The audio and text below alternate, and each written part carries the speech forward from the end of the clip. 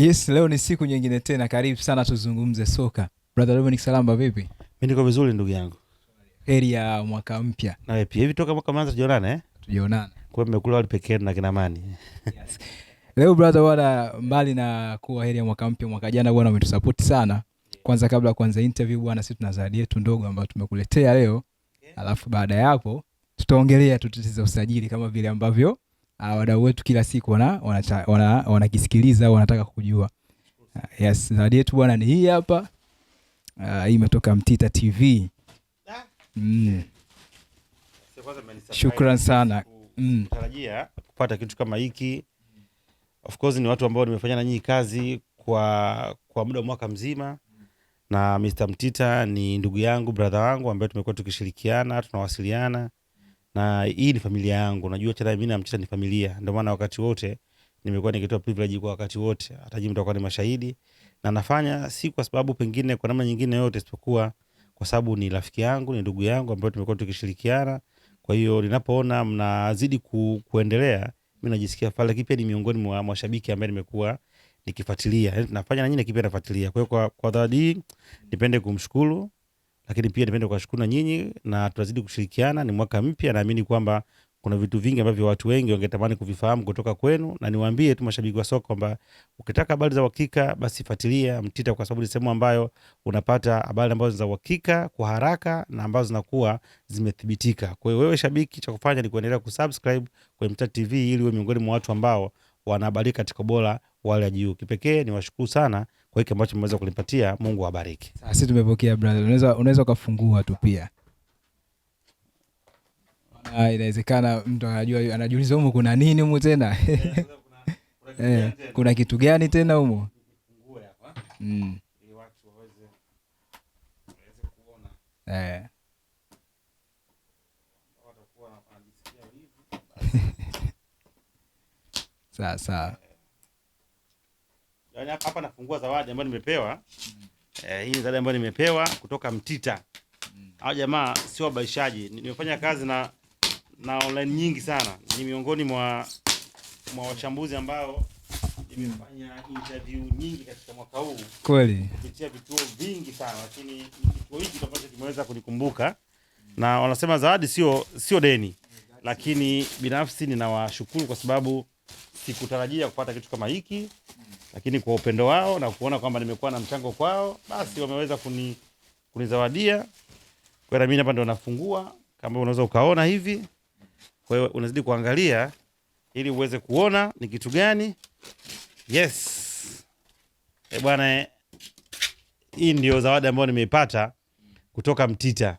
Unaweza kuona huyu ni Chifu Nzobane Kamazum Fela. Nawashukuru sana Mtita kwa zawadi nzuri ambayo umeweza kunipatia. Ni saa, lakini pia ni picha ambayo imekuwa ina ukumbusho, na hii itakwenda kunifanya pia niweze kuongeza nguvu katika kufanya kazi, kuhakikisha kwamba kumbe kuna watu ambao wanathamini na kutambua kile ambacho nakifanya, kwa sababu sio tu swala kufanya interview, lakini pia tumekuwa tukishirikiana katika vitu vingi. Kwa hiyo nichukue nafasi hii kumpongeza na kumshukuru mkurugenzi wenu kwa kuweza kutambua mchango wangu. Sasa Dominic Salamba, kikubwa sasa hivi tetesi za usajili ambacho kinazungumziwa Young Africans kikosi chao. Tunaona maingizo, tuliongea mara ya mwisho kuhusu Damaro, linaambia 100% Young Africans. Sasa hivi tunaona pia Maruf Shakei kwenda Young Africans. Huu ni usajili wa aina gani kwa Young Africans? Tukiona pia kuna wachezaji wengine wanatoa kwa mkopo kwenda kwenye vilabu vingine. Nafikiri walichokifanya ni kuhakikisha kwamba wanatafuta watu ambao hawatahitaji kuja kuprove. Unajua, kwanza ukiangalia Damaro na Chekei, hawa ni Watanzania, kwa maana wamebadilisha uraia. Kwa hiyo hata watu nilikuwa naona baadhi ya stories zikizungumza pengine Musa Balakonte sijui na Mududu Mbia wamegoma kwenda Singida. Haina athari kwa sababu hawa waliosajiliwa kutoka Singida kwa mkopo ni Watanzania. Kwa hiyo haiwezi kwenda kuathiri mipango ya Yanga ya kuweza kusajili wachezaji wengine lakini wa kigeni. Kwa maana yake ni wawili ambao wameweza kuchukuliwa, na hawa tayari ambao wametumikia Singida katika msimu uliopita, tayari wanaifahamu ligi, wanajua rhythm, wameshazoea hali ya hewa, vyakula na kuzungumza kwamba wa Tanzania wameshaanza kuadapt. Kwa hiyo hawatahitaji kuchukua muda mwingi wa kuweza kuzoea mazingira. Kuna watu ambao wanawachukua wanakwenda kuongeza kwenye mfumo ili waweze kutumikia, na hawa moja kwa moja wanakwenda kwenye kikosi cha kwanza. Na kwa hiyo huu tunahesabu kama ni usajili wa wachezaji wa ndani. Huu ni usajili wa ndani, sio wa kigeni. Ni usajili wa ndani. Mmoja akiwa ni Msukuma, nafikiri mwingine Mnyaturu. Wanachojiuliza ni kwamba wachezaji ambao wanawapisha watakuwa ni wachezaji wa kigeni au ndani?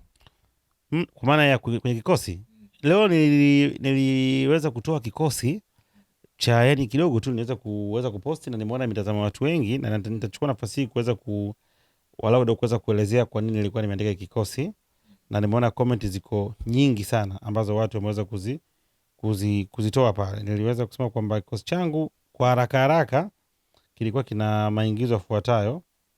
Ngoja nikuonyeshe hapa. Hapa palikuwa nilianza na Diara Gorin, nikaja na Yaokwas, nikaja na Jobu, Baka na Zimbwe. Hapa Baka na Zimbwe maana yake Mwamnyeto anaweza kaingia pia, depends na aina ya mechi. Kama ni mechi ambayo naamini kwamba utakwenda kushambuliwa kwa mipira mingi ya juu, maana yake itabidi Mwamnyeto aweze kuanza, aanze na Baka na Jobu ataweza kupumzika. Katikati nikaanza na Damaro, Nzengeli kwa maana viungo. Watu wengi wakawa wana blame kwamba kwa nini sijamweka Abuya, nimweka Nzengeli, na mbele yao nikamweka Chekei. Kwa maana hapa wanakuwa una viungo watatu ambao wanacheza kama ni kwenye triangle watatu. Chekei anakuwa na kajuu akiwa kama ni kama namba 10, lakini pia akiwa kama ni kiungo wa ushambuliaji. Kushoto nikamweka Okelo, Pacome pamoja na Dep. Utaona kwamba katika kosiki kuna maingizo mapya 4 kwa maana ya Okelo ambaye kimsingi dili yake inakamilika sio muda mrefu. Kuna Dep ambaye dili yake ipo katika hatua za mwisho, Damaro pamoja na Chekei. Sasa why sikumweka Abuya? Ukiangalia kazi ambayo anaifanya Damaro ni kazi kubwa sana, na niwaambie kitu kimoja kwamba Max Zengeli akiwa fiti ndio mchezaji pekee ambaye uwezi kumnyang'anya namba ukimtoa Diara. Max pia Zengeli akiwa katika kiwango chake, hakuna mchezaji yoyote ambaye anaweza akamnyang'anya namba kwenye kikosi cha Yanga cha sasa hizi. Yani ndio ambaye ana uhakika wa namba kwa 100%. Na watu wengi pengine wanaweza wasione mchango wake kwa sababu wanakuwa hawaangalii technical, lakini mchezaji ambaye amekuwa akitengeneza uwiano mkubwa sana wa namba na anakava eneo kubwa na uwezo wake kuweza kudribble. Ana mapungufu hasa kwenye final third, lakini ile sio kazi yake kubwa ya msingi ambayo anakuwa anatumwa. Ni kazi inakuwa ni kazi ya ziada kwa maana anaingia anataka kushambulia, lakini kwa maana ya kuweza timu ikiwa mnyang'anya mpira, kufanya pressing, kuweza kutrace mipira, amekuwa na uwezo mkubwa, pia kuweza kuidrive timu kwa haraka. Binafsi ni mtu ambaye namuona ndio kama roho ya Yanga kwa kipindi hiki. Kwa hiyo unapokuwa una kiungo kama Damaro ambaye ana uwezo mkubwa wa kukaba katika eneo la ulinzi, hapo lazima umchukue Max aweze kuingia ili kutengeneza uwiano wa namba baina yake na Chekei na wale washambuliaji, kwa maana kwamba ya Pacome pamoja na Okelo, ili waweze kusupply mpira Dep. Kwa binafsi nilikuwa nimeona hivyo. Kwa hivi ndivyo kitakavyokwenda. Kwa hiyo ukimwona mtu hapa akiwa hapa hayupo, maana yake atakuwa na kazi kuweza kuwa namba dhidi yao ambao nimeweza kuwaweka. Hata Mudathiri haya. Yes, of course. Inabidi aweze kusubiri katika kikosi. Dili la Dep mpaka sasa limefikia wapi? Maana ndio mchezaji ambaye mpaka sasa naweza kusema wadau wa soka hawajafahamu kama huu usajili wake unaweza kutimia. Nafikiri imekuwa ni bado, kwa sababu wanaendelea kufanya bargaining hasa kwenye signing fee. Kwa maana ukiangalia issue nyingine za usajili, ukizungumzia mambo ya mshahara na nini, walishafikiana makubaliano, lakini hatua iliyobakia ni hatua ya signing fee. Kwa maana kwamba dau ambalo yeye amekuwa akitaka Yanga wanahisi ni dau kubwa, kwa hiyo wanajaribu kumuona au kuongea naye aweze kulipunguza walau lisifika katika kiwango ambacho anahitaji. Kwa hiyo nafikiri ikishafika hatua, maana yake almost 80-90 dili yake imekamilika. Na kwa upande wa Alan Okelo, maana inaelezwa kama itashindikana ataingia dirisha kubwa. Nafikiri Okelo ni issue ya Mlindwa ambaye ni kiongozi wa Vipers, ndio amekuwa analeta kama niseme si changamoto, ametaka pesa kubwa. Yanga walipeka offer dola 100,000 kwa kuzingatia ni mchezaji ambaye ana almost miezi 6 au kwa mwezi wa kwanza bado miezi 5.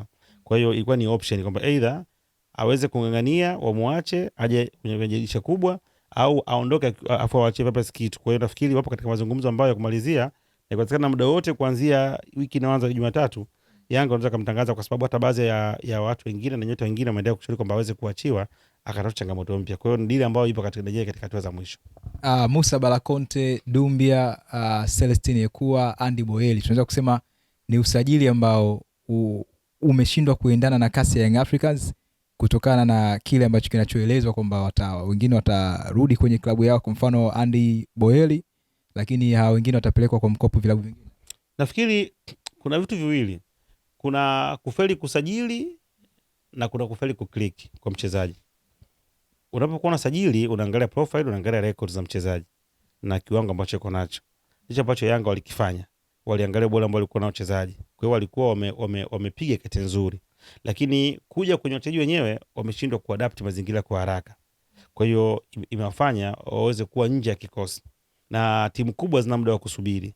Watu hawezi kusubiri msimu mzima, tunaendelea kusubiri wakati timu inataka mataji, inataka mafanikio na pambana. Kwa hiyo hawa maana yake ukiona mpaka watolewa kwa mkopo, maana yake haupo kwenye mipango. Kwa hiyo hata kama ukisema siendi kwenye mkopo, maana yake unajua kwamba utakuwa unakaa ukiwa sio chaguo la kikosi cha kwanza. Athari yake ni kwamba itakulazimu ukae nje bila kucheza, na inaweza ikaja baadaye ukao umpoteza kabisa uwezo. Wakati mwingine unapewa kwa mkopo, si kwamba watu hawaoni thamani yako, lakini lengo ni kupatia airtime ya wewe kuweza kucheza ili uweze kupata match fitness ambayo itakufanya uweze kurudi katika ubora wako. Kwa hiyo nafikiri kwa saizi kwenye kikosi cha Yanga hawana nafasi, ndio maana mweza kuona Damaro anakuja, mweza kuona Chekea amekuja, atakuja Okelo, kwa ni watu ambao kwa maana anakuja Okelo wakati ile Yanga walikuwa shamsajili nani? Celestine Ekua. Kwa hiyo uwezi kumchukua Okelo ikiwa Ekua alikuwa ameclick, maana yake ameshindwa kuprove.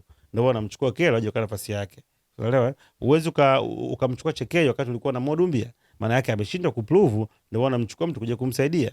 Uwezi kumchukua Damaro wakati ulikuwa nani una Musa Balakonte, maana yake ameshindwa kuprove, ndio wamemchukua. Kwa maana yake usajili zile hizo ambazo nimezitaja hazikukliki. Uwezi kumchukua Depo wakati ulikuwa una Andy Boyle, maana yake sajili zao zimefeli, wameshindwa kuadapt kwenye mfumo na kuweza kuwa chaguo la kwanza kwa upande wa kwanza cha klabu ya Yanga. Aina ya timu ambazo Young Africans ziko nazo kwenye hatua ya makundi kule CAF Champions League, Ahali, kuna JS Kabylie, kuna pia FAR Rabat. Usajili huu ambayo maboresho wamefanya unaendana na labda aina ya timu ambazo wako nazo kule, wanaweza kwenda kuongeza kitu kipya? Yanga na kosi kizuri, anachokifanya tu ni kwenda kuboresha ili aweze kuwa imara zaidi, ni kujidhatiti. Kwa sababu kama FAR Rabat amecheza nao, tumeona uyano. JS Kabylie amecheza nao, tumeona uyano. Ahali tunafahamu daraja lake jinsi lilipo. Yaani uwezo ukasema unasajili kwamba sasa unaweza kuwa 100%. Mechi Ahali ni lazima uwe na nguvu ya ziada. Ndio maana umesajili au haujasajili. Kwa hiyo binafsi nafikiri wamekwenda kuboresha kwenye baadhi ya maeneo ili kutengeneza uwiano mzuri wa namba, lakini pia kuwa walau na uhakika kuweza kushindana na hasa katika hatua hii makundi ili waweze kufuzu kuingia kwenye robo finali. Yes, hivyo ndivyo ambavyo nimemalizana leo na brother Dominic Salamba. Tumeongea vitu vingi sana. Komenti yako utaiachia hapo chini kwa kile ambacho tumekiongea, kuanzia kwenye tetesi za usajili upande wa Young Africans, pia Simba Sports Club. Tembelea pia mitandao yetu ya kijamii kwenye Instagram, Facebook, TikTok, jina letu ni JR Mtita TV.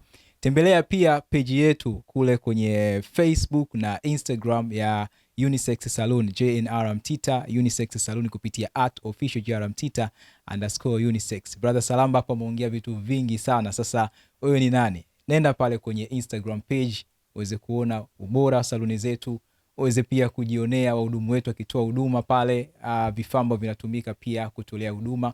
Unaweza kufika katika matawi yetu, wala usiogope muonekano wa saluni zetu. Tuko Buguruni Rozana, mkabala na Koteza Polisi. Tupo Mtoni kwa Azizi Ali pale mkabala na zahanati ya Mtoni. Pia tunapatikana Temeke Sudani pale kona ya kwenda Tandika.